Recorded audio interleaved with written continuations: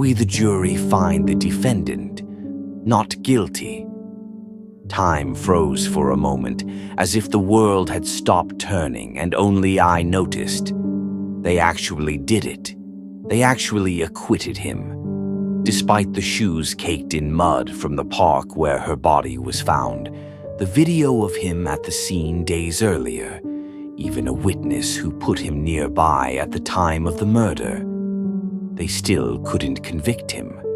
The trial was over and he was walking away to live his life. My wife was still dead. Clearly, the legal system would do nothing. So I'd have to. First, I had to find him. It wasn't easy. After the trial, he disappeared to escape the notoriety. Just because I was found innocent doesn't mean people believe it, he'd said post-trial in his last statement before he'd vanished off the face of the earth. But that wouldn't stop me.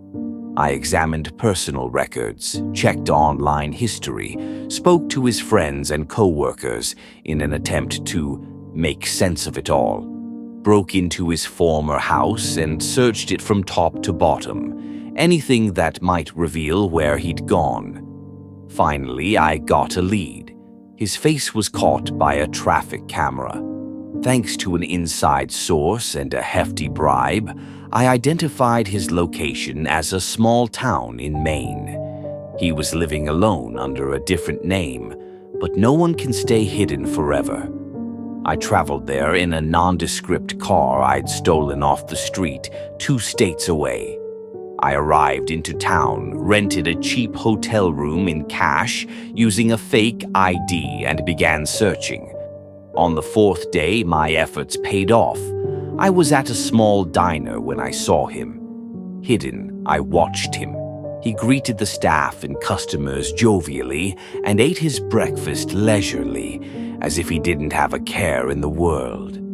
As if nothing could touch him. It was time he learned differently. I spent the next few days gathering information. Where he lived, where he worked, what time he left for work, what time he came home. Soon I knew everything about his life here. The following night he came home from work at his usual time. He turned on the lights to find me sitting in a chair. His eyes went wide. "You? Did you think you'd gotten away?" I asked coldly. "Look, you don't need to do this.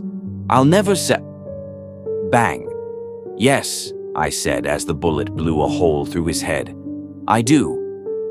I cleaned up, threw some of his things in his car, and drove it and him into the lake. It would look like he'd fled town in a hurry. Then I left, confident no one here would be able to identify me. For the first time in weeks, I relaxed. It was done.